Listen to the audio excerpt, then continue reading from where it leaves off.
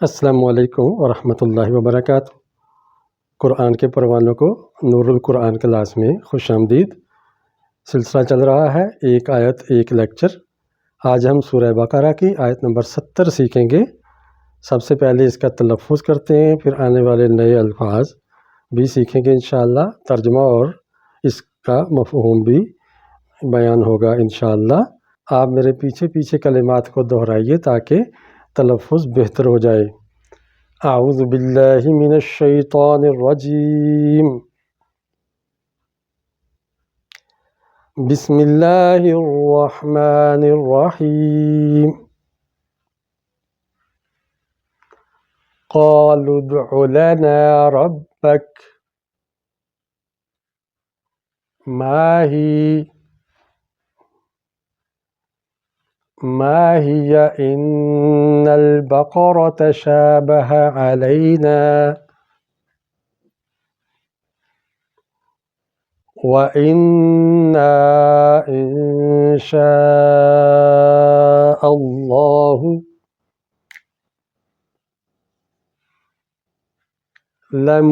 لمهتدون۔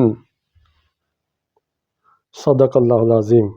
ترجمہ: قالو، انہوں نے کہا، ادعو، دعا کرو، پکارو، لنا، ہمارے لیے، ربکا، اپنے رب کو ہمارے لیے پکارو، ان سے رابطہ کرو اور پوچھو، ما ہیا، کہ یہ کیا ہے، اس کی ماہیت کیا ہے، گائے کو مزید واضح کریں۔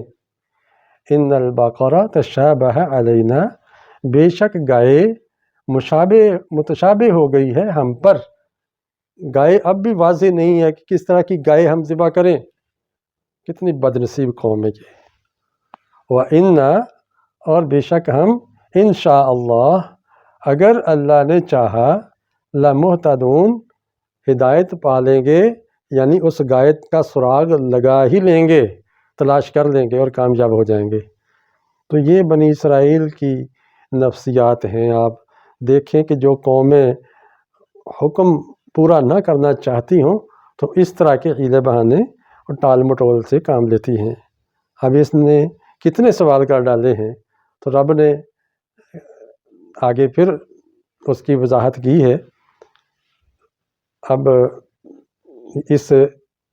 ان الفاظ کو دیکھیں کہ یہ پہلے بھی گزرے ہیں، کوئی 4 لفظ اس میں نئے آئے ہیں۔